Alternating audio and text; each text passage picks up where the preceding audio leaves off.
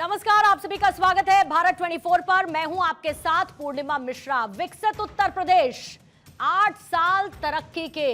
उत्तर प्रदेश में बीजेपी सरकार के 8 साल पूरे हो चुके हैं। साल 2017 में बीजेपी को जनता ने प्रचंड बहुमत दिया, जिसके बाद योगी आदित्यनाथ को उत्तर प्रदेश का मुखिया बनाया गया। इसके बाद सीएम योगी ने अपना 5 साल का कार्यकाल पूरा किया और फिर साल 2022 में दोबारा से विधानसभा चुनावों में यूपी की जनता ने दिल खोलकर बीजेपी को वोट दिया, जिसके बाद बीजेपी नेतृत्व ने योगी आदित्यनाथ को ही उत्तर प्रदेश के सीएम के तौर पर चुना। इस तरीके से अब यूपी में योगी सरकार के 8 साल पूरे हो चुके हैं, जिसको लेकर योगी आदित्यनाथ ने अपनी 8 साल की उपलब्धियों को सामने रखा है। उन्होंने ये बताया कि कैसे उत्तर प्रदेश की तस्वीर बदल गई है, कैसे बीमारू राज्य से यूपी बाहर आ चुका है, कैसे जंगल राज की छवि से निकलकर अब विकासशील प्रदेश की श्रेणी में आ चुका है, कैसे यूपी में धार्मिक पर्यटन को बढ़ावा मिला और ऐसे तमाम विकास के मुद्दों पर योगी सरकार ने अपना रिपोर्ट कार्ड सामने रखा है। उत्तर प्रदेश 8 वर्ष पहले बीमारू राज्य माना जाता था, देश के विकास का बैरियर माना जाता था। जिस उत्तर प्रदेश को 8 वर्ष पहले केवल एक श्रम शक्ति के रूप में लोग जानते थे, आज वही उत्तर प्रदेश 8 वर्ष की इस यात्रा के दौरान देश के अंदर अर्थ पुंज बनकर के उभरा है, अर्थ शक्ति के रूप में उभरा है। औद्योगिक विकास, ईज ऑफ डूइंग बिजनेस में उत्तर प्रदेश 2017 के पहले 14वें स्थान पे था। आज देश का टॉप अचीवर स्टेट के रूप में उत्तर प्रदेश बना हुआ है। मित्रों, यह सब संभव हो पाया है आदरणीय प्रधानमंत्री जी के प्रेरणादायी मार्गदर्शन में। तो इन 8 सालों के दौरान बहुत सारे ऐसे काम, अचीवमेंट्स योगी सरकार की तरफ से किए गए, जिस रिपोर्ट कार्ड को सामने रखा। ऐसी बहुत सारी योजनाएं उत्तर प्रदेश में लागू की गई। किस तरीके से इन्वेस्टमेंट को, निवेश को उत्तर प्रदेश में बढ़ावा देने के लिए इन्वेस्टर्स समिट का आयोजन किया गया, कैसे महाकुंभ का शानदार आयोजन योगी सरकार ने किया और कैसे उस महाकुंभ के आयोजन ने देश की जीडीपी में अपना 1% का कॉन्ट्रीब्यूशन दिया है। इसके साथ ही 8 साल योगी सरकार के पूरे हुए। अंत्योदय से सर्वोदय से लेके और भी ऐसी बहुत सारी योजनाएं थी जो कि योगी सरकार की तरफ से लागू की गई हैं। एक तरफ जहां पर उत्तर प्रदेश में विधानसभा चुनाव कुछ समय बाद होना है और योगी सरकार लगातार अपने कामों को जनता तक पहुंचाने की कवायद में जुटी है, लेकिन अगर योगी सरकार के वो बड़े चेहरे जिन्होंने मिनिस्ट्रीज को संभाला, जिन्होंने अपनी अपनी मिनिस्ट्रीज में शानदार बीते 8 सालों में काम किया, वो अगर आपके साथ मौजूद हो, वो रखें योगी सरकार का रिपोर्ट कार्ड, तो क्या बात होगी। अब से थोड़ी ही देर बाद ऐसे तमाम मेहमान हमारे साथ जुड़ने वाले हैं, लेकिन बहुत सारे कामों का जिक्र योगी आदित्यनाथ की तरफ से किया गया। कैसे, किस तरीके से बढ़ावा उत्तर प्रदेश में रोजगार सृजन से लेके बहुत सारी योजनाओं को जनता तक पहुंचाने की कवायद की गई है। आइए शुरुआत करते हैं चर्चा की और कैसे योगी सरकार के 8 साल बेमिसाल साबित हुए।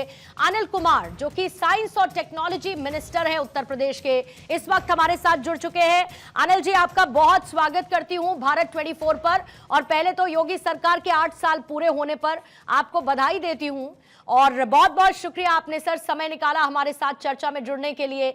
लेकिन पर्टिकुलरली आपकी मिनिस्ट्री के साथ साथ अनिल कुमार जी, कैसे बीते 8 सालों में उत्तर प्रदेश को आपने बदलता हुआ देखा और कैसे एक अच्छा साथ आपको केंद्र का, वो डबल इंजन सरकार का मिला, जिसने उत्तर प्रदेश को एक बीमारू राज्य से एक विकसित राज्य तक पहुंचाने में मदद की है। अनिल कुमार जी।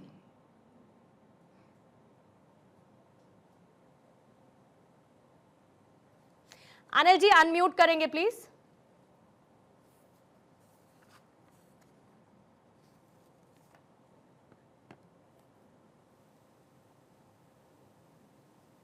नहीं अनिल जी, आपकी आवाज मुझे नहीं आ रही है फिलहाल।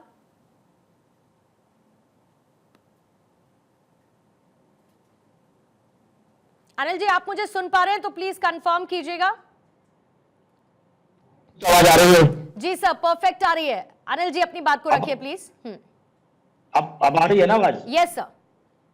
अब मैं ये कह रहा था कि 2014 से जब से केंद्र में आदरणीय मोदी जी की सरकार आई, और उसके बाद में 2017 में जब उत्तर प्रदेश में एनडीए की सरकार बनी पूर्ण बहुमत के साथ, बड़े बहुमत के साथ में, उस समय देखो हम लोग विपक्ष में थे, हम लोग जो है विपक्ष में थे। और जो मैं 2022 का जो चुनाव जीत के आया हूं वो सपा लोकदल गठबंधन से हम लोग जीत के आए। उसके बाद हमारे नेता आदरणीय जयंत चौधरी जी ने फैसला लिया कि हम लोग एनडीए में शामिल होंगे। तो एनडीए में हम शामिल होने के बाद में और 5 मार्च 2024 को हम लोगों ने शपथ ली जब ये रिसफल हुआ था। लेकिन मैं इस बात को इसलिए बता रहा हूं कि उससे पहले भी योगी जी की 5 साल सरकार रही और 2 साल हम लोग विपक्ष में रहे। मतलब हम लोग जो महसूस करते थे, भले ही हम लोग विपक्ष में थे, लेकिन विपक्ष में रहने के बाद भी हम लोग ये महसूस करते थे कि नहीं भाई, कहीं ना कहीं सरकार जो है हर मुद्दे पर, हर प्लेटफॉर्म पर अच्छा काम कर रही है। सबसे बड़ी बात देखो, सरकार जब आती है, सरकार जब बनती है तो सभी समाज के लोग उनको सहयोग करते हैं। और जब सभी समाज के लोग सहयोग करते हैं तो सभी लोग हिस्सेदारी और साझेदारी की भी उम्मीद करते हैं। सबसे बड़ी बात यह है एनडीए की सरकार में कि सभी समाज के लोग सहयोग करने के बाद में जब उनको हिस्सेदारी सामाजिक रूप से और राजनीतिक रूप से दी जाती है तो ये एक बड़ी बात होती है राजनीति में, सरकार में। तो आज हर वर्ग अपने आप को संतुष्ट महसूस करता है, उसे लगता है कि हमारी बात हो रही है, हमारे लोगों को एडजस्ट किया जा रहा है। जब मान लो अलग अलग वर्ग के लोग एडजस्ट होते हैं ना, तो जो उनके लोग होते हैं, जो उनके समाज के लोग होते हैं, वो अपनी बात उन तक अच्छी तरीके से पहुंचाते हैं, एक बड़ी बात है। दूसरी बात, सबसे बड़ी बात होती है किसी भी राज्य सरकार के लिए लॉ एंड ऑर्डर की, कानून व्यवस्था। कानून व्यवस्था ऐसी चीज है, किसी सरकार को लाने के लिए भी बहुत है और किसी सरकार को ले जाने के लिए भी काफी होती है। तो इस बात से बात साबित होती है, उत्तर प्रदेश में महाराज जी की सरकार रिपीट होती है 30 साल के बाद में, किसी पार्टी को दोबारा बहुमत मिलता है, बड़ी बात है। तो ये इसलिए मिला क्योंकि कानून व्यवस्था सुदृढ़ है, मजबूत है। आज उत्तर प्रदेश में नहीं, पूरे देश में कहीं भी एक आदमी, एक आम आदमी जिसको राजनीति से कोई ज्यादा मतलब वास्ता नहीं है, सिर्फ ये जानता है कि योगी जी की सरकार है, सेंटर में मोदी जी की सरकार है, वो ये कहते हुए मिल जाता है कि नहीं भाई, उत्तर प्रदेश में बाबा जी की सरकार है, महाराज जी की सरकार है, हम लोग अपने आप को सुरक्षित महसूस करते हैं, हमारी बहन बेटियां सुरक्षित महसूस करते हैं। ये बहुत बड़ी बात होती है, बहुत बड़ा मैसेज होता है किसी भी सरकार के लिए। तो ये अचीवमेंट है उत्तर प्रदेश सरकार का, महाराज जी की सरकार का बड़ा अचीवमेंट लॉ एंड ऑर्डर पर है। इंफ्रास्ट्रक्चर में बड़े बड़े काम हो रहे हैं। आज उत्तर प्रदेश में आप देख सकते हैं कि सबसे ज्यादा एक्सप्रेसवे, सबसे ज्यादा हाईवे, सबसे ज्यादा एयरपोर्ट वाला उत्तर प्रदेश आज की तारीख में है। तो अलग अलग फील्ड में किसानों के लिए विशेष कार्यक्रम चलाए जा रहे हैं, युवाओं को रोजगार दिया जा रहा है। 8.5 लाख तो 8 साल में सरकारी नौकरी महाराज जी की सरकार ने देने का काम किया, जो एक बड़ी बात है और बड़ा रिकॉर्ड है।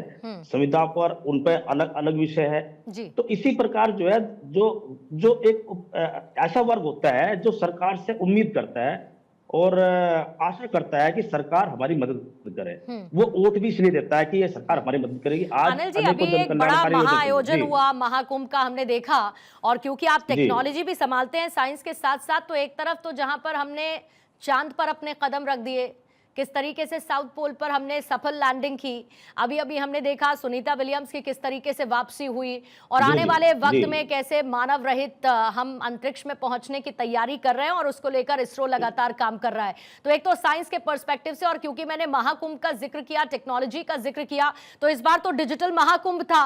तो ये जो एक्सपेरिमेंट डिजिटल महाकुंभ का था, टेक्नोलॉजी पर्सपेक्टिव से कितना इंपॉर्टेंट आपकी मिनिस्ट्री के हिसाब से भी रहा, क्योंकि 1% जीडीपी का योगदान इस बार महाकुंभ से हुआ है देश में।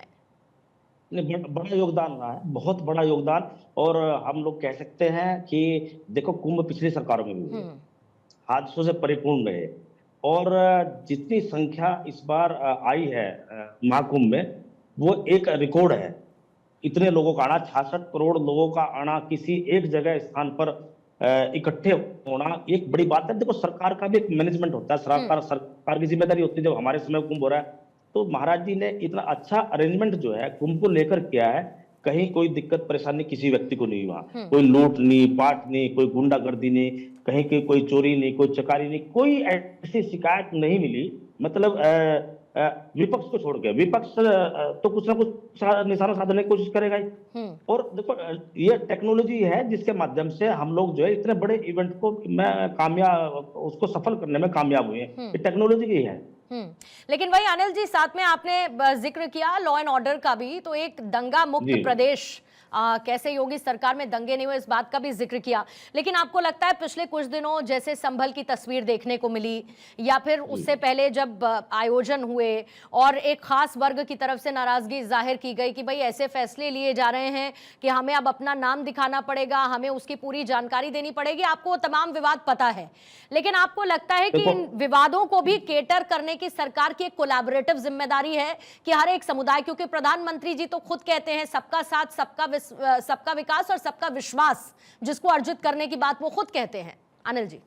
जी देखिए, ऐसा है, जो संभल का जो विषय है वो वहां जो हुआ कोर्ट के आदेश के हुआ है, उसके बाद समाजवादी पार्टी ने उसमें बढ़ चढ़ के हिस्सा लिया, जिस कारण वहां से जो है जो घटना हुई उसके पीछे भी समाजवादी पार्टी के लोग हैं। अगर मान लो कहीं कोर्ट का कोई आदेश है तो उसका सम्मान जो है समाजवादी पार्टी के लोगों को, विपक्ष के लोगों को करना चाहिए, और उसको किस प्रकार से सरकार ने कंट्रोल करने का काम किया बड़ा विषय है। कितने कम समय में, एक सीमित समय में वहां से शांति व्यवस्था और शांति बहाल कराने का काम प्रशासन ने और सरकार ने कहा यही हमारी जिम्मेदारी है।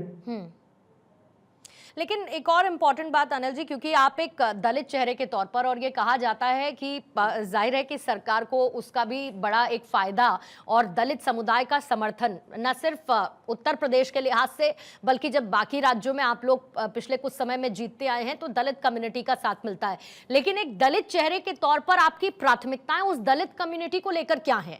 क्योंकि विपक्ष कई बार उसको लेकर भी सवाल उठाता है, कहता है अभी भी वैसा ही भेदभाव उत्तर प्रदेश में देखने को मिलता है। बहुत ऐसी छोटी छोटी जगह, दूर दराज के इलाके जहां पर ऐसी कुछ परंपराएं चली आ रही हैं जिनको खत्म करना बहुत ज्यादा जरूरी है। तो एक दलित चेहरे के तौर पर आपको लगता है कि दलित कम्युनिटी को स्ट्रेंथन करने के लिए आने वाले 2 साल में आप कुछ और कदम भी उठाते हुए नजर आएंगे? देखिए, स्ट्रेंथन करने के बहुत सारे कदम जो है महाराज जी की सरकार ने, केंद्र सरकार ने उठाए हुए। देखिए, मान लो समाज बहुत बड़ा होता है और समाज में काफी मतलब एक समूह रहता है, मतलब उसमें जो है कई बार कोई व्यक्ति कोई गलती कर देता है जिसको पूरे समाज को खामियाजा उठाना पड़ता है। उस बात को हम बिल्कुल सही नहीं कहते, लेकिन घटनाएं अगर इस प्रकार की होती हैं जिसका आप जो है जिक्र कर रही हैं, उसमें आप लोग देख सकते हैं कि उसमें सख्त से सख्त कार्रवाई एकदम होती है। उत्तर प्रदेश में कई जगह इस तरह घटनाएं हुई जहां कोई दलित समाज के लोगों के साथ में कोई इस तरह का भेदभावपूर्ण जो घटनाएं हुई हैं, उसमें तत्काल जो है सरकार ने कार्रवाई की और वो लोग जेल गए हैं। ठीक है। आज सर, आज तो देखिए हमारे लिए भी बड़ी अच्छी बात है कि बड़े बड़े चेहरे आप सब 8 साल उत्तर प्रदेश के कैसे बेमिसाल रहे इसका जिक्र कर रहे हैं। अभी मुझे स्क्रीन पर डॉक्टर संजय निषाद भी नजर आ रहे हैं, उत्तर प्रदेश में हैं और साथ ही मत्स्य मंत्री हैं, जिम्मेदारी संभालते हैं। संजय निषाद साहब, अभी कुछ दिन पहले आप स्टूडियो में आए थे और आपकी मेरी मुलाकात हुई थी और उस दौरान भी आपने कई कार्यों का जिक्र किया। तो पहले तो 8 साल की आपको बधाई दे दूं सर, और बधाई के साथ साथ बस ये समझना चाहती हूं कि उत्तर प्रदेश में योगी सरकार का शासन कैसे प्रदेश को बेहतर बनाता हुआ नजर आया, और उसमें डॉक्टर संजय निषाद की भूमिका अपने मंत्रालय और ओवरऑल पूरे के पूरे प्रदेश के लिए कैसे कंट्रीब्यूट करते हुए आप नजर आए। पहले तो 8 साल बेमिसाल हमारी सरकार का मोदी जी के विजन को माननीय मुख्यमंत्री के नेतृत्व में उत्तर प्रदेश सर्वोत्तम प्रदेश बना है। अर्थव्यवस्था में हम 10वें नंबर से 2रे नंबर पर आ गए। जो वादा किया था कि माफिया को जहां जाना होगा वहां चले जाएंगे, वो चले गए। उसको हमने कहा था आउट हो जाएंगे। जिसे जेल जाना था जेल गए, जिसे जो उत्तर प्रदेश से बाहर जाना वहां गए। हर जाति, हर धर्म के, हर वर्ग के लोगों को आज के दिन हमारी सरकार ने उसे दिया। महिलाओं के लिए आपने देखा होगा सशक्तिकरण का जो भी काम हुआ। आज देखिए किस तरीके से बच्चियों हमारे यहाँ सखी लखपति भी दीदी बनाने के लिए इस तरीके से योजनाएं बने। हम मत्स्य विभाग की बात करें कि आपके पहले चैनल को धन्यवाद दूंगा, आपके श्रोताओं को भी, आपके जितने टीम है, कि आप लोगों ने कम से कम हमारी सरकार की जो उपलब्धियां जनता तक सही सही बात पहुंचाई, और उसका नतीजा था जनता ने दोबारा यहाँ जो है 30 साल में 38 साल आरती लाओ, साइकिल लाओ, पंजा लाओ, यही चलता रहा। लेकिन दोबारा योगी जी को इसीलिए लाया गया कि उन्होंने काम किया तो आप लोगों ने धरातल पर उसे पहुंचाया। माननीय मोदी जी ने जो वादा किया था देश की अर्थव्यवस्था सुधारेंगे, वो तो 10वें नंबर से तीसरे पे बुलाए और 27वें तीसरे पर जाएगा। भारत फिर विश्व गुरु बन रहा है, जो हम महिलाओं के लिए, युवाओं के लिए, नौजवानों के लिए, गरीबों के लिए। ये पिछली सरकार यही थी ना, यही अनाज गोदामों में सड़ रहा था, गांव का गरीब भूखा मर रहा था। हमारी सरकार ने क्या नीति बनाई, आज बिना अनाज कोई भूखा नहीं मर रहा है। और 15 करोड़ लोगों को उत्तर प्रदेश में सुबह शाम का भोजन खिलाना, इतना बड़ा भंडारा कहाँ हो सकता है। इस तरीके से है। आज मोदी जी देख लीजिए किस तरीके है, आज युवाओं को किस तरीके से दर पर भटकना पड़ रहा था, अब कोरोना में देखे किस तरीके से आ रहा। मत्स्य विभाग की बात कर रही है, मैं तो सौभाग्यशाली हूँ कि जिस समुदाय का लड़ाई लड़ा उनका केवट मल्ला का उसके जो मंत्रालय थे वो व्यक्ति को पता ही नहीं था मत्स्य विभाग क्या होता है। लेकिन आज मैं आया हूँ, मत्स्य विभाग अलग हुआ दिल्ली में, मत्स्य मंत्रालय हुआ। मोदी जी ने पूरे 67 साल में कांग्रेस ने केवल 3000 करोड़ रुपया देश के मछुआरों को दिया था। मोदी ने 6.5 साल में 41,500 करोड़ रुपया देकर इन मछुआरों के विकास के लिए काम हुआ। उसका देन रहा उत्तर प्रदेश। मत्स्य उत्पादन में मैं 1 नंबर का किताब मिला है। अगर काम हुआ है, ये मछुआरे मछली पालते हैं, 1 नंबर उत्तर प्रदेश में आया है मत्स्य पालन में। कि जो ग्रोथ हमारा इकोनॉमिक ग्रोथ है, $1 ट्रिलियन इकोनॉमिक पे 27% का ग्रोथ है। 1 नंबर का मत्स्य विभाग ने ग्रोथ किया। कृषि में हम 1 नंबर है, हर विभाग से 1 नंबर पर है आज के दिन में। बिल्कुल। और निषाद समाज की जो आवाज है वो भी आपके द्वारा लगातार उठाई जाती रही है। कैसे निषाद समाज का उत्थान हो उसका भी, और क्योंकि आप रिपोर्ट कार्ड का जिक्र कर रहे हैं, कृष्णपाल मलिक जो कि पर्यावरण मंत्री हैं उत्तर प्रदेश के, वो भी इस वक्त जुड़ चुके हैं। कृष्णपाल मलिक जी, आपका भी मैं स्वागत करती हूं। और स्क्रीन पर इस वक्त आपको साइंस एंड टेक्नोलॉजी मिनिस्टर, पर्यावरण मंत्री और संजय निषाद जी जो कि मत्स्य विभाग को संभालते हैं उसके मंत्री हैं, तीनों इस वक्त आपको नजर आ रहे हैं। मलिक साहब, आपके पास मैं 2 सेकंड के लिए आऊंगी, लेकिन उससे पहले जरा निषाद साहब से बस एक सवाल पूछना चाहती हूँ। बिल्कुल निषाद साहब, निषाद साहब अभी क्योंकि आपने जिक्र किया और उत्तर प्रदेश में जंगल राज खत्म हुआ, कैसे बीमारू राज्य से वो आगे बढ़ा, इंफ्रास्ट्रक्चर कैसे आगे बढ़ रहा है, लेकिन अभी आपने कुछ दिन पहले एक बयान भी दिया, हालांकि थोड़ा स्पार्कलिंग बयान था और उसके लिए आप तो मुखर जाने भी जाते हैं कहने के लिए चीजें। आपने कह दिया जिसको होली का त्योहार पसंद नहीं चले जाए वहां से। तो सर, सबसे बड़ा एक राज्य है, सबसे बड़ी आबादी है, सब एक साथ मिलकर रहते हैं, कई इलाके जहां पर हर समुदाय की आबादी भी रहती है, तो ऐसे में जाहिर है कि सबको साथ लेकर चलने का जो विजन है वो प्रधानमंत्री मोदी का भी है। आपको लगता है उसके लिए थोड़े से और कोलैबोरेटिव एफर्ट सरकार की तरफ से होने चाहिए? निषाद साहब, इससे बड़ा क्या हो सकता है? स्ट्रक्चर कमेटी का रिपोर्ट कहती है कि मुसलमानों की दशा SC/ST से खराब है। किसने दशा खराब किया? यही जालीदार टोपी वालों ने किया। मुसलमानों के हितों में गरीबी ये बढ़ाए हैं, बेरोजगारी उनके घर में वो बढ़ाए हैं बेचारों को। अनाज हम दे रहे हैं, मकान हम दे रहे हैं, इलाज हम करा रहे हैं, वो भी हमारे हैं।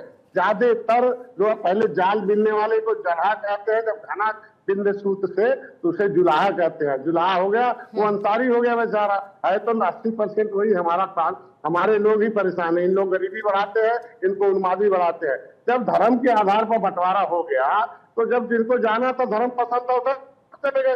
दोनों को, भारत को भारतीय सभ्यता पसंद थी, हिंदुस्तान पसंद था, हिंदू जो गंगा जमुनी तहजीब पसंद था, वो भारत में रहे। उनका आज भी स्वागत है, आज के दिन में स्वागत करते हैं। आज इसीलिए तो दंगा खत्म हो गया। मुसलमान भाई बिना भेदभाव के अनाज, मकान, इलाज सब दे रहे हैं। कोई ऐसा सेक्टर नहीं होगा जहाँ मुसलमान, हम हमारे यहाँ डायरेक्टर जो है देख सकते हैं कि आज की सरकार में मैंने अपने विभाग में डायरेक्टर मुसलमान को बना रखा है। दर्जनों अधिकारी हैं, कुछ भी नहीं कह सकते हैं। दर्जनों हमने अपने विभाग में मुझे अन्न दिया। तो ये कहने का मतलब होता है कि कुछ लोग हैं जो मुसलमानों को भड़काकर उन्हें वोट लेकर अपनी रोजी, अपने जो है राजनीति चमकाते हैं। हम मुसलमानों का संरक्षण करते हैं, मुसलमानों को सम्मान देते हैं, गले में लगाते हैं। हमारे लोग अल्लाह हुसैन करते हैं, हमारे लोग ताजिया उठाते हैं, उनका तो सम्मान हम करते हैं ना। हम तो गले मिलते हैं ना, हर शुक्रवार को उनके गले मिलते हैं। तो अगर साल में एक बार त्योहार है, कोई गले नहीं मिलने देता, इसका जवाब तो जनता देगी ना। आज समाजवादी पार्टी, कांग्रेस पार्टी ये इसलिए हो गई कि 14% मुसलमान है, 18% निषाद है। अभी केवट मल्ला निषाद है, ये केवट मल्ला, मजवार, कश्यप, ये सारे लोग अनुसूचित जाति की स्थिति में थे। ये लोग इतने बेईमान हैं कि इनको OBC में डाल दिया उत्तर प्रदेश में। संविधान कहता, अधिनियम कहता है, अधिसूचना कहता है कि केवल महिला का बेटा डॉक्टर इंजीनियर बनेगा। इसकी बेटी को कोई अपमानित करेगा, बेटा को अपमानित करेगा तो जाएगा जेल, नहीं होगा बेल। लेकिन इन लोगों ने इनकी इज्जत लूटने के लिए, इनका हिस्सा धन लूटने के लिए ओबीसी में डाल दिया, लिखवा दिया। तो 1994 में एक अधिनियम बना दिया उत्तर प्रदेश में जो गैर संवैधानिक था कि केवट मल्ला बिंद कश्यप कहाँ है, ये पिछड़ी और इनके बच्चे खाएंगे खिचड़ी, इनसे कुछ भी नहीं उखड़ी। भैया जब गैर संवैधानिक था, जब मैंने आंदोलन किया, रेल रोका, इन लोगों का चलने नहीं दिया, तब इन लोगों ने कहा गलत हो गया। हमने कहा भैया सपा बसपा कांग्रेस की लोग, शैलजा मुकुल वासनी कांग्रेस के जो सांसद को 2 मंत्रियों के खिलाफ मैं दिल्ली थाने मुकदमा लिखवा रखा हूँ आरक्षण की फाइल गायब करवाने के लिए। सपा बसपा कांग्रेस सुधर जाएगी, मैं आपको भी सुप्रीम कोर्ट से भिजवाऊंगा जेल, नहीं तो होगा पेट। तो इन लोगों ने 31 दिसंबर 2016 को हमारा नाम ओबीसी से निकाल दिया। जब हमारा ओबीसी से नाम निकाल दिया, तब केवट मल्ला बिंद कश्यप कहा जिगर एक बार नहीं है पिछड़ी, हम नहीं खाएंगे खिचड़ी। राज्यपाल ने नोटिफिकेशन जारी कर दिया। तो निशांत साहब खुश है ना? निशांत साहब खुश है ना योगी कैबिनेट में? निशांत साहब खुश है ना योगी कैबिनेट? 9% हाँ, योगी सरकार तो हमारी पहल कर रही है ना। योगी जी ने पत्र लिखा आरजीआई को, आरजीआई ने कह दिया कि भैया पूछो, आरजीआई से पूछा योगी जी ने कि बोलो भाई केवट मल्ला क्या है। उसने कह दिया कि केवट मल्ला मझवाड़ है, कश्यप कहाँ रहा है, अनुसूचित जाति के हकदार है, इनकी गिनती 1961 में होती। मेरे बैनुअल में ऐसा कौन मुख्यमंत्री हो सकता? 70 साल में पहली बार है कि हमारे, मैं चाहूंगी संजय होते योगी जी। मैं इस वक्त संजय निषाद जी मैं देख पा रही हूं कि आप इस वक्त एक कार्यक्रम में मौजूद हैं और क्योंकि आप वहां से समय निकालकर बातचीत कर रहे हैं, मैं चाहूंगी कि आप थोड़ा सा और समय देंगे क्योंकि विजन क्या है उत्तर प्रदेश को लेकर आगे, इस पर भी मैं बात करना चाहूंगी। लेकिन एक बार आपकी इजाजत से कृष्णपाल मलिक जी भी हमारे साथ हैं और पर्यावरण राज्य मंत्री हैं, उनके पास भी मैं जाना चाहूंगी। कृष्णपाल मलिक साहब आपको अच्छा बोलिए बोलिए। आज के दिन में पहली बार है कि निषादों के लिए बजट अगर दिल्ली से मिला, उत्तर प्रदेश में मुख्यमंत्री संप्रदाय मुख्यमंत्री जी ने दिया है, उनके बेटी के पढ़ने के लिए दिया है। निषाद और केवट मल्ला को इनके बेटी हाई स्कूल में होगी 10,000, पीएम होगा, इंटर में होगा 20,000, बीएम होगा 30,000, उससे ऊपर होगा 50,000 देंगे, जिसका 2 लाख से आय कम होगा। इनकी बेटी की शादी के लिए 1 लाख रुपए हम दे रहे हैं, जिनका आय होगा 5 लाख रुपए जो है हम इनके जिनके पास आयुष्मान भारत इनका मकान है, इनके लिए जो है इनके लिए डिजिटल लाइब्रेरी है, इनके लिए आज माता सुकेता के नाम से आज के दिन 25 करोड़ रुपए के महिलाओं को सशक्तिकरण के लिए फ्री में हम जलाशय में जलाशय दे रहे हैं। आज के दिन में प्रधानमंत्री मत्स्य संपदा योजना में प्रधानमंत्री ने इनका फ्री में बीमा किया है, इनके लिए जो है इनके लिए 2 लाख रुपए बिना किसी मैं निशांत साहब बिल्कुल मैं समझ सकती हूँ क्योंकि इतनी योजनाएं हैं और निशांत साहब मैं पहले ही सर टीम को ये भी कह रही थी कि ये समय बड़ा कम है। जब हम उत्तर प्रदेश 8 साल बेमिसाल बात करते हैं तो इतनी सारी योजनाएं हैं बताने के लिए कि ये समय थोड़ा सा कम पड़ेगा, लेकिन फिर भी कोशिश कर लेते हैं। कृष्णपाल मलिक साहब आपके पास आते हुए, क्योंकि सर्वोत्तम प्रदेश के साथ हरित प्रदेश उत्तर प्रदेश को बनाया गया, पौधे लगाने से लेके पर्यावरण कैसे बेहतर हो, और आप तो माँ गंगा मैया की गोद में हैं और प्रधानमंत्री ने ये पहले ही कह दिया था कि मुझे तो मां गंगा ने बुलाया है। तो पर्यावरण के लिहाज से गंगा की सफाई से लेके मां गंगा की पौधे रोपित करने से लेके, क्योंकि साथ साथ सर इंफ्रास्ट्रक्चर बड़े पैमाने पर डेवलप हो रहा है और उत्तर प्रदेश तो नजीर बनता है कई मामलों में। तो बीते 8 सालों में कैसे आपने उत्तर प्रदेश को बदलते हुए देखा, और अगर मैं आपसे सबसे टॉप मोस्ट पर आप रखें काम जो उत्तर प्रदेश में हुआ, वो क्या नजर आया कृष्णपाल मलिक को सबसे टॉप मोस्ट पहला काम? देखो, अभी जो मेरे साथियों ने बताया, विस्तार से बताया, मैं भी उनसे ही जोड़ते हुए कहता हूं कि मैं नहीं कहता, मेरे साथी नहीं कहते, यहाँ का यूपी का एक छोटे से छोटा कार्यकर्ता के अलावा मजदूर से और व्यापारी तक ये महसूस करता है कि मैं इस प्रदेश में सुरक्षित हूं। और जिस प्रदेश की चर्चा उत्तर प्रदेश और तरह तरह के नामों से पहचान हुआ करती थी, आज उत्तम प्रदेश के रूप में आदरणीय मुख्यमंत्री जी ने एक माहौल देने का काम किया। और हम 8 साल बोल रहे हैं, बीच में 8 साल हमें पूरे मिले भी नहीं, उसमें कोरोना का भी ऐसा दौर आया जिसने इस सारी व्यवस्थाओं को ब्रेक कर दिया था। लोगों को जीवन और खाने के लाले पड़ने लगे थे, ऐसे माहौल में भी आदरणीय मुख्यमंत्री जी ने, आदरणीय प्रधानमंत्री जी ने इस देश और प्रदेश में ऐसी व्यवस्था दी कि किसी को भूखे नहीं सोने दिया। और इससे बेहतर क्या हो सकता है? कोरोना के दौर में भी जब हम पड़ोसियों से भी नहीं मिलना चाहते थे, फोन पे भी बात करते हुए इस बात से डरते थे कहीं कोरोना ना आ जाए, वहां हमारे आदरणीय मुख्यमंत्री जी हर जिले में जाकर हमारा और आपका हालचाल बूझने का काम कर रहे थे। इससे बेहतर क्या हो सकता है? अगर गरीबों को खाना देने के अलावा कोविड जैसे समय में किस तरीके से सरकार ने हर किसी का ख्याल रखा, इसके अलावा अगर मैं कृष्णपाल मलिक साहब आपसे बात करूं, क्योंकि खास तौर पे लखनऊ, प्रयागराज और गोरखपुर, इन तीनों को सेंट्रिक रखते हुए पौधारोपण के जो कार्यक्रम किए गए और लगभग 36 करोड़ से 36 करोड़ पौधे लगभग सर लगाए गए। अगर डेटा आगे पीछे हो तो आप चाहें तो उसको ऐड ऑन कर सकते हैं सर। लेकिन कुल मिलाकर सबसे बड़ी बात मैं ये समझना चाहती हूँ कि उत्तर प्रदेश की छवि कैसे बदली इन तमाम कामों के बाद, और आने वाले, क्योंकि 2 साल भी आपकी सर जिम्मेदारी है, तो क्या विजन लेकर अब योगी सरकार चल रही है? क्योंकि आप लोग तो सर इलेक्शन मोड में आ जाएंगे, अभी ये सब जानते हैं, और आप अगले विधानसभा चुनावों की तैयारी कर लेंगे, लेकिन अभी जो 2 साल बचे हैं, क्या विजन लेकर आप लोग चल रहे हैं? नहीं, अभी आपने बोला, थोड़ी देर पहले मेरे भाई लोगों ने भी बोला, सबका साथ सबका विकास के सिद्धांतों पर ये सरकार, ये भारतीय जनता पार्टी काम करती है। और ये भी साफ तस्वीर है कि जो 8 साल में हमारे पार्टी से लेकर सरकार ने जो एक अच्छी व्यवस्था देने का काम किया, उसको उसी रफ्तार से, उससे बेहतर रफ्तार से आगे हम काम करने का काम करेंगे। और आप जैसे सम्मानित भाई बहनों का जो इस बीच में सुझाव आने का काम करता है, एक टाइम ऐसा था लोग ऑफिसों में जाकर चक्कर काटकर अपना काम नहीं करा पाते थे। आज योगी सरकार ऐसी सरकार है कि हर मंत्री जिले में जाकर उन समस्याओं को सुनने का काम करते हैं। आदरणीय प्रधानमंत्री जी मन की बात से हर महीने आमजन से भी बात करने का काम करते हैं। वो किसान से भी बात करते हैं, वो सियाचिन में बैठे हुए जवान से भी बात करते हैं, वो व्यापारी से भी बात करते हैं, हर समाज, हर वर्ग से बात करने का काम करते हैं और पूछते हैं कि जो योजना मैंने दी थी वो आप तक पहुंची, मैंने आपके सिलेंडर पहुंचा कि नहीं पहुंचा। ऐसी व्यवस्था मुझे नहीं लगती कि पहले कभी रही हो।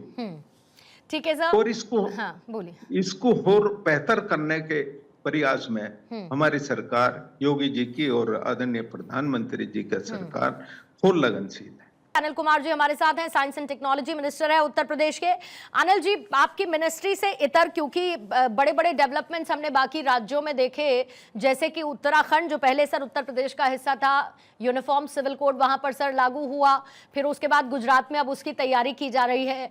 उत्तर प्रदेश कब तैयारी करने वाला यूनिफॉर्म सिविल कोड की, और कितना बड़ा बदलाव इसको आप देखेंगे ये उत्तर प्रदेश में जब आएगा तब, और क्या आने वाले 2 सालों में इसकी उम्मीद की जाए? नहीं, ये ठीक है, आना चाहिए। और जब भी कोई चीज आती है, अलग चीज आती है, निश्चित रूप से बदलाव तो होते ही हैं उसके, और बदलाव देखने को मिलेगा भी। लेकिन कितना पेस के साथ आपकी सरकार इसको लेकर आगे बढ़ेगी? क्योंकि ये तो बीजेपी का सर एक बहुत पुराना वादा था यूनिफॉर्म सिविल कोड का, जिसमें हमने एक राज्य में इसके साथ आगे बढ़ता हुआ देखा। तो क्या योगी सरकार और आपकी पूरी की पूरी कैबिनेट इसको पेस अप करना चाहती है? देखिए, हम लोग एनडीए में घटक दल हैं, राष्ट्रीय लोक दल के तौर पे, और ये मान लो जब बीजेपी इसको लेकर आएगी, तभी इस पर डिसीजन होगा। एब्सोल्युटली। जब इस पर, हाँ, जब आएगा ना तभी इस पर डिसीजन होगा। अब इसके विषय में इतने एडवांस नहीं, बिल्कुल मैं समझ सकती हूँ। मैं तो विजन के तौर पर इसको समझना चाहती थी कि कैसे इसको तैयारी आप कर रहे हैं। लेकिन एक किसानों का सर बड़ा मुद्दा मीनवाइल रहा, और किसानों की नाराजगी उसको कैसे, और आप लोग तो किसानों के हित के लिए लगातार, आपकी पार्टी भी काम करती रही है। ऐसे में आपको लगता है कि किसानों की नाराजगी को आपकी सरकार ने, आप घटक दलों ने मिलकर पूरी तरीके से दूर कर लिया है, या और कोई संभावना? क्योंकि हम तो सेंट्रल बजट में भी देखते हैं, यूपी के बजट में भी देखते हैं कि आप लोगों ने किसानों को लेकर भी बड़े ऐलान किए। तो आपको लगता है कि अभी कुछ और जो करना बाकी हो? देखो, किसानों के लिए वैसे तो बहुत कुछ करना बाकी है। जो पूर्ववर्ती जितनी सरकारें रही उन्होंने किसान के लिए कुछ नहीं किया, किसान को हाथ फैलाने के लिए अपने सामने मजबूर किया। कुछ पॉलिसी एनडीए की सरकार में आई है अच्छी, जिनसे किसान कुछ मजबूत हुआ है। अभी भी किसान वर्ग के लिए कुछ और भी ज्यादा करने की जरूरत है। देखो, किसान मसीहा चौधरी चरण सिंह जी, उनको भारत रत्न अगर देने का काम किया है तो आदरणीय प्रधानमंत्री मोदी जी ने किया है, और ये बड़ी बात है। मतलब जो पहली सरकारें थी वो चौधरी चरण सिंह जी का नाम तो लेती थी, किसानों का नाम तो लेती थी, लेकिन जिस विचार को लेकर किसान आगे बढ़ता है उस विचार को उन्होंने सम्मान देने का कभी काम नहीं किया। आज किसान सम्मान निधि एक बड़ी बड़ी पॉलिसी है, बड़ी नीति है, जिससे किसानों को सीधा लाभ होता है डीबीटी के माध्यम से, कोई बीच में बिचौलिया नहीं है। फसल का जो लाभकारी मूल्य है वो भी मिल रहा है। तो ऐसा नहीं, किसानों के लिए बहुत सारे काम हो रहे हैं, लेकिन अभी और भी आवश्यकता है। राष्ट्रीय लोकदल के दिमाग में भी बहुत सारे सुझाव हैं। हम लोग लंबे समय तक विपक्ष में रहे, 2007 से उत्तर प्रदेश में विपक्ष में थे और केंद्र में भी लगातार विपक्ष में रहे। लेकिन मैं ये कह सकता हूं, ये जो चौधरी चरण सिंह जी का जो परिवार है, आदरणीय चौधरी जैन जी जिसको आज लेकर चल रहे हैं, जिस विचार को लेकर चल रहे हैं, ये लोग यूपी की सरकार में मिनिस्टर रहे, यूपी की सरकार में भी रहे हैं, एनडीए की सरकार में भी रहे, आज भी हम लोग एनडीए में हैं। लेकिन जब भी कोई बात हुई, इनके हमेशा इन्होंने किसान का जो हित है वो सर पर रखा, ये विशेष बात है।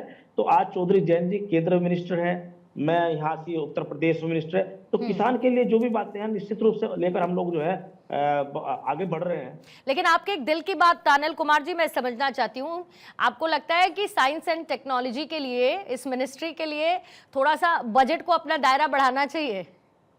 इस बार बजट में माननीय मुख्यमंत्री जी इस बार हमें इस विभाग को बजट दिया है। पहले जो विभाग था, मान लो ज्यादातर ये विभाग जो है एडिशनल विभाग दूसरे अन्य मंत्रीगणों के पास रहा है। इस बार ये इंडिपेंडेंट रूप से माननीय मुख्यमंत्री जी ने हम लोगों को जिम्मेदारी दी है और मैंने इसमें काफी काम किया है। ऐसा नहीं, मैं काफी मेहनत कर रहा हूँ। देखो, साइंस एंड टेक्नोलॉजी जरूरी है। किसी भी चीज को तेज गति से अगर उसमें आगे बढ़ाना है तो उसको टेक्निक रूप से आगे बढ़ा सकते हो। तो साइंस एंड टेक्नोलॉजी के बगैर तो कुछ बढ़ नहीं सकता। तो निश्चित रूप से इस विभाग पे अच्छा काम होना चाहिए। कुछ दिमाग में मेरे भी आइडिया हैं, कुछ लोगों को सुझाव हैं, उन्हें लेकर हम लोग काम कर रहे हैं। तो निश्चित रूप से इस विभाग में अब अच्छा होगा। नहीं, विभाग में तो सर अच्छा होगा ही, लेकिन एक और बात है, क्योंकि अभी हम लोग देख रहे हैं वक्फ संशोधन बिल भी पेश होने की खबर है, ऐसे बहुत सारे चेंजेस, लेकिन हमेशा उत्तर प्रदेश बड़ा सेंटर में आ जाता है इन सब चीज़ों को लेकर। उत्तर प्रदेश से निकले, मुझे याद है कि सर जब ऐसे बहुत सारे मदरसे थे, मदरसों को लेकर जो जांच की गई वो उनका वेरिफिकेशन किया गया, उनकी पूरी बाकायदा लिस्ट तैयार हुई, तो ऐसे में ना इन सब मामलों में उत्तर प्रदेश बड़ा सेंटर में आ जाता है। क्यों? ऐसा है ना, सेंटर में हम लोग नहीं लगते, सेंटर विपक्ष लगता है। अभी आप देख लो, औरंगजेब को कौन लेकर आया? कोई एनडीए किसी नेता ने औरंगजेब का नाम लिया? औरंगजेब का नाम अबू आजमी ने उठाया। अबू आजमी उन्हें कब्र से उठा कर लाए हैं। भाई, जब कोई बीच में कहीं कोई मीडिया के मध्य कोई बात आएगी तो जवाब तो सत्ता पक्ष देगा ही देगा उसका, और सही तथ्यों के आधार पर देगा। तो उठा के तो यही लोग, इनको डर है इस बात का। ये जो है ना, ये राजनीति करते हैं जो है हिंदू मुस्लिम की, ये मतलब इस तरह की राजनीति करते हैं, धार्मिक आधार पर राजनीति करते हैं। तो ये इनको डर लगता है कि मुस्लिम समाज कहीं भारतीय जनता पार्टी को ना वोट देना। अभी उपचुनाव हुआ है, उपचुनाव में कुंदरकी है, मीरापुर है, वहां मुस्लिम समाज ने वोट दिया। इनको डर है कहीं वापस ना चला जाए, तो इसलिए कभी औरंगजेब को लेकर आते हैं, कभी मदरसों को लेकर आते हैं। वक्फ की बात आप कर रही है, वक्फ में संशोधन हो रहा है, वक्त में संशोधन हो रहा है। कोई ऐसी बात हो, संशोधन तो समय अनुसार होते रहते हैं, हर चीज में, संविधान में संशोधन होते हैं। लेकिन इसी एक संशोधन को लेकर विरोधाभास, इसी एक संशोधन को लेकर विरोधाभास बहुत है। और रानल जी, बीच में कई ऐसे बयान आए जिसमें अखिलेश यादव की तरफ से यहाँ तक कह दिया गया कि भाई योगी सरकार को एक अलग से मिनिस्ट्री बना लेनी चाहिए और उसका नाम रख देना चाहिए धमकी मंत्रालय। उनको ऐसा लगता है कि जो आपकी सरकार है वो हर एक बात को लेकर धमकी देती है, तो उन्होंने कह दिया एक धमकी मंत्रालय भी वो बना ले। और इसका जाहिर है कि उनका आधार रहा संभल से लेके और फिर अभी नेजा मेला, बहराइच, ये तमाम वो घटनाक्रम रहे जिसके आधार पर उनका ये एक बयान सामने आया था। तो इसको किस नजरिए से आप लोग देखते हैं और इसको सॉल्व करने के लिए आगे बढ़ रहे हैं? देखो ऐसा है, जब कोई व्यक्ति कोई पार्टी लंबे समय तक सत्ता से बाहर रहती है, फ्रस्ट्रेटेड भी हो जाती है। 2012-17 के बाद से लोग बाहर हैं, आगे भी कोई उम्मीद की किरण नजर नहीं आ रही। अभी 2024 के चुनाव में उन लोगों ने संविधान को लेकर, आरक्षण को लेकर कुछ लोगों को भ्रमित करने की कोशिश की। मैं मानता हूं कुछ लोग उनके बहकावे में आए और एनडीए कुछ नुकसान हुआ। उन लोगों को नहीं उम्मीद होते, मतलब उन्हें उम्मीद नहीं थी कि हमें इतना बड़ा फायदा होने वाला, उन्हें फायदा हो गया। लेकिन उसके बाद हम लोग उपचुनाव में गए। उपचुनाव में जो बातें थी सारी, जो गलत तरीके से उन लोगों ने समाज के बीच में डाली थी, उन लोगों को हमने डाइल्यूट करने की कोशिश की है डाइल्यूट। और 10 सीटों में से जो 5 समाजवादी के पास थी, 5 हमारे पास थी, हमने 3 सीटें गेन की हैं। 8 सीटों पर एनडीए ने जीत की, वो लोग 2 सीटों पर भी बहुत कम अंतर से हम लोग आ रहे हैं। तो इनका 27 का मामला कुछ नहीं है। 27 में कोई इनके बहकावे में आने वाला नहीं है। 27 एक तरफा है, एक तरफा एनडीए की सरकार बनेगी, सर्व समाज के सहयोग से बनेगी। लेकिन जो लोकसभा चुनावों के दौरान उत्तर प्रदेश में हुआ अनिल जी, उसको आप इनके फायदे के तौर पर ज्यादा देखते हैं या फिर अपना नुकसान आप ज्यादा बड़ा देखते हैं? क्योंकि उसके बाद एक नैरेटिव लगातार बिल्टअप हुआ सर, और कहते हैं कि वहीं से निकलकर केंद्र तक का रास्ता जाता है। तो ऐसे में एक नैरेटिव तो बिल्टअप करने की कोशिश। हमारा कोई इसमें नुकसान नहीं है। मैंने आपको कहा कुछ लोग भ्रमित हुए थे आरक्षण को लेकर, संविधान को लेकर। जितने संविधान और आरक्षण के खिलाफ कांग्रेस और समाजवादी पार्टी है, इतना खिलाफ कोई नहीं है। जहनीत से खिलाफ है लोग। मैं जब 2012 से लेकर 17 तक की समाजवादी पार्टी की सरकार थी, तब मैं एमएलए था उस समय विपक्ष में जी। मैंने देखा है इन्होंने किस प्रकार जो है संविधान पे कुठाघात किया, आरक्षण पे। रिजर्वेशन इन प्रमोशन का बिल था, उसको इन्होंने एक दलित एमपी से फड़वा देता अपने संसद भवन में। इस तरह की साजिश ये लोग रचते हैं। तो ये कहां से संविधान के पक्षधर हो गया और कहां से आरक्षण पक्षधर हो गए? इन्होंने तो हमेशा आरक्षण खत्म करा, हमेशा आरक्षण के खिलाफ रहे हैं। जिन आज बहुजन महापुरुषों की बात करते हैं, डॉक्टर अंबेडकर की बात करते हैं, आज मान्यवर काशीराम की बात करते हैं, सबसे पहला हथौड़ा चलाने वाले जब समाजवादी पार्टी की सरकार 2017 में आई थी, तो बहुजन नेता बहन मायावती जी की मूर्ति पर सबसे पहले हथौड़ा चलाने वाले यही समाजवादी पार्टी के लोग थे। आज ये बहुजन हितैषी हो गए, आज ये मान्यवर काशीराम को मानते हैं, आज ये डॉक्टर अंबेडकर को मानते हैं जी। क्या करें?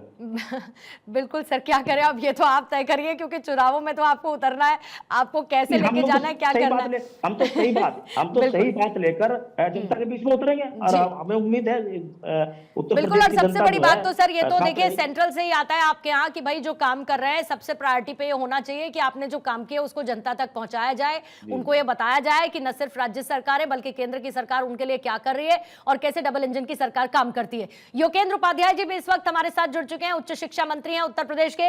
योगेंद्र उपाध्याय जी, आपका बहुत बहुत स्वागत है भारत 24 पर, और साथ ही 8 साल बेमिसाल, आप लोगों को बहुत बहुत बधाई। लगातार सर आप योगी आदित्यनाथ की लीडरशिप में जो काम हो रहे हैं, पूछता है विपक्ष की भाई क्या काम कर दिया आपने 8 सालों में। तो मैं चाहती हूं कि जरा बताइए कितनी यूनिवर्सिटीज आपने बनवा दी, किस तरीके से आपने एजुकेशन को सेंट्रिक रखते हुए हर एक स्तर पर स्कूलों में शिक्षा व्यवस्था को बेहतर बनाने का काम किया। और ये शिक्षा व्यवस्था बेहतर बनेगी तो जाहिर है कि स्किल डेवलपमेंट को भी साथ में बढ़ावा मिलेगा, न सिर्फ उस डेवलपमेंट को बल्कि फिर रोजगार के अवसर प्रदान करने के साथ साथ लोगों की वहां कैपेबिलिटीज भी सामने निकल कर आएंगी और आपके रोजगार के अवसर भी ज्यादा और बढ़ेंगे, अच्छे अच्छे फील्ड्स में अच्छे अच्छे लोग पहुंचेंगे। योगेंद्र उपाध्याय जी, देखिए वो लोग ऐसी हास्यास्पद कैसी बात है कि वो लोग ऐसी बात कर रहे हैं जिन्होंने कभी शिक्षा व्यवस्था को इस नारे के साथ चौपट किया था कि युवाओं से और छात्रों से कह के आप हमको वोट दीजिए, हम आपको नकल का अधिकार देंगे। और उन्होंने किया भी यही कि सत्ता हासिल करके एक नकल को एक व्यवसाय बना लिया। और उसके बाद जो पटवारा हुआ, जो बंटाढार हुआ शिक्षा का, ऐसी शिक्षा व्यवस्था माननीय योगी जी को मिली। योगी वन में उस पूरी व्यवस्था को पटरी पर लाया गया। और जहाँ तक ये बात कर रहे हैं हमारे विस्तार की, कैसा विडंबना थी कि 70 साल से अधिक हिंदुस्तान की आज़ादी को हो गए, लेकिन उत्तर प्रदेश में 18 जिलों में से 6 जिले ऐसे थे जहाँ एक भी सरकारी विश्वविद्यालय नहीं था। और योगी जी ने घोषणा की, संकल्प लिया कि वो अपने कार्यकाल में सभी मंडलों में, कमिश्नरीज में सरकारी विश्वविद्यालय खोलेंगे। आज 8 साल में 8 सरकारी विश्वविद्यालय उन्होंने संचालित करा दिए हैं। ये एक बहुत बड़ी उपलब्धि है। अंतिम छोर पर, अंतिम पायदान पर बैठे व्यक्ति के पास उच्च शिक्षा पहुंचे। इन्होंने कभी चिंता नहीं की, विपक्ष वालों ने। आज हमने चिंता की है। आज उत्तर प्रदेश में राष्ट्रीय और अंतर्राष्ट्रीय ख्याति प्राप्त, पहले उत्तर प्रदेश में निवेश करने के लिए लोग घबराते थे, इनकी कानून व्यवस्था इतनी वाहियात थी। आज उत्तर प्रदेश में राष्ट्रीय अंतर्राष्ट्रीय ख्याति प्राप्त विश्वविद्यालय आ रहे हैं। 19 निजी विश्वविद्यालयों ने आगरा उत्तर प्रदेश में प्रवेश प्राप्त कर लिया है। 9 उस लूप लाइन में है जो संचालित होने जा रहे हैं, जिसमें अंतर्राष्ट्रीय ख्याति प्राप्त जैसे चंडीगढ़ और जेएसएस जैसे विश्वविद्यालय हैं। ये एक उत्तर प्रदेश के छात्रों के लिए, युवा वर्ग के लिए उपलब्धि है। और जब इतने विश्वविद्यालय खुल रहे हैं तो उसमें क्लास 4 से लेकर वाइस चांसलर तक की नियुक्तियां भी हो रही हैं, तो रोजगार के अवसर भी मिल रहे हैं। उत्तर प्रदेश में जहाँ तक शिक्षा के गुणवत्ता का क्रांतिकारी छलांग लगाऊं माननीय योगी जी के राज्य में। इससे पहले जो ग्रेडिंग होती है शिक्षा के संस्थानों की, उत्तर प्रदेश का एक भी विश्वविद्यालय उस ग्रेडिंग में नहीं था जिसको प्रशंसनीय कहा जाए। आज योगी जी की सरकार के आने के बाद QS वर्ल्ड सस्टेनेबिलिटी रैंकिंग में उत्तर प्रदेश के 2 राजकीय विश्वविद्यालय आ चुके हैं। ऐसे ही QS एशिया रैंकिंग में उत्तर प्रदेश के 6 राजकीय विश्वविद्यालय आ चुके हैं। UGC की ग्रेड 1 में उत्तर प्रदेश के 3 राजकीय विश्वविद्यालय आ चुके हैं। NAC रैंकिंग की यदि बात करें तो इससे पहले उत्तर प्रदेश में A रैंकिंग का भी कोई विश्वविद्यालय नहीं था। आज A++ रैंकिंग के 6 राजकीय विश्वविद्यालय हो चुके हैं। ऐसा उपाध्याय जी जानकारी है कि शायद कुछ और यूनिवर्सिटीज के लिए आपको लेटर ऑफ इंटेंट का भी इंतजार है, बस उसके बाद आप इसमें और आगे बढ़ेंगे। एक और बड़ा अचीवमेंट जो आपका रहा योगेंद्र उपाध्याय जी कि आपने साल 2024 नहीं, हम तो बता रहे हैं, हम तो माननीय योगी जी, बात सुनिए, माननीय योगी जी की लक्ष्य है कि हर जिले में एक विश्वविद्यालय खुले, इसलिए नई नीति लेकर आए हैं वो। नहीं, ये जो भारत शिक्षा एक्सपो 2024 सर आपने निकाला, उसमें सबसे बड़ी बात सर आपने जो कही वो आपने कही कि हमें एकेडमिक और इसके साथ जो प्रैक्टिकल एप्लीकेशन है इन दोनों को कंबाइन करना होगा। आपने पढ़ाई को हमेशा एम्प्लॉयमेंट और टेक्नोलॉजी के साथ कनेक्ट करने का काम किया, और इस विजन को एक्चुअली में मैं भविष्य की सोच इसीलिए कहना चाहूंगी क्योंकि जमाना बदल रहा है, तरीका बदल रहा है, रिक्वायरमेंट्स बदल रही हैं जॉब की। तो ये जो आपका शिक्षा एक्सपो रहा सर 2024 का, एज अ रिजल्ट आपको क्या लगता है, इससे आपने वहां से बदलाव शुरू किया और शायद आने वाले 2 सालों में आप उनको और इंप्लीमेंट करेंगे? देखिए, NEP 2020 का जितनी कुशलता से उत्तर प्रदेश में अनुपालन हुआ है, वह एक बहुत ही उपलब्धि है पूरे देशवासियों के लिए भी, और देश उसका उत्तर प्रदेश की तरफ देखकर अनुसरण कर रहा है। मैं इस तरह मैं यदि NEP को 3 वाक्यों में समेटना चाहूँ तो शिक्षा को रोजगार से जोड़ना, शिक्षा को संस्कार से जोड़ना और शिक्षा को तकनीक से जोड़ना, इन मूल वाक्यों के सरकमफ्रेंस में पाठ्यक्रम और कार्यक्रम बनते हैं। वो चाहे जितने चिंतन शिविर बने उसमें सब में यही किया जाता है। आज उत्तर प्रदेश के हर छात्र के पास मोबाइल और टैबलेट देने की व्यवस्था उत्तर प्रदेश सरकार ने की है। ये तकनीक से जोड़ा है। उत्तर प्रदेश के हर महाविद्यालय विश्वविद्यालय में आज स्मार्ट लैब्स हैं, स्मार्ट क्लासेस हैं, ये तकनीक से जोड़ा है। उत्तर प्रदेश की शिक्षाओं को विश्वविद्यालयों में हो चाहे महाविद्यालयों में AI से आच्छादित किया गया है। ये तकनीक से जोड़ा है, आधुनिक तकनीक से पहुंचा रहे हैं। इसी तरीके से जहाँ तक रोजगार का अवसर है, हर विश्वविद्यालय में रोजगार मिल रहा है। संस्कार के जहाँ तक सवाल है, भारतीय ज्ञान परंपरा, संस्कृत और संस्कृति को प्रोत्साहन देने के लिए उच्च शिक्षा में बहुत बड़ा योगदान हो रहा है। उदाहरण के तौर पर यदि मैं कहूँ, संपूर्णानंद विश्वविद्यालय वाराणसी, यहाँ पर कर्मकांड, ज्योतिष, वास्तु आदि की शिक्षा दी जा रही है, जो रोजगार से सीधा जोड़ रही है, स्किल से जोड़ रही है। स्किल वाली योजनाएं लाई जा रही हैं। और जो 1 डिस्ट्रिक्ट 1 प्रोडक्ट है, वो जहां डिस्ट्रिक्ट में जिसका प्रोमिनेंट है, वो उसकी शिक्षा आधुनिकता उस कार्यक्रम में हो, वो उसमें जोड़ा जा रहा है हर उस विश्वविद्यालय में कि आपके यहाँ उस डिस्ट्रिक्ट में जो जिस तरह का उत्पादन है उस तरह की शिक्षा अपने यहाँ पे दीजिए, स्किल्ड लेबर तैयार हो, स्किल्ड व्यक्ति तैयार हो व्यापार करने के लिए। यह सब हमारे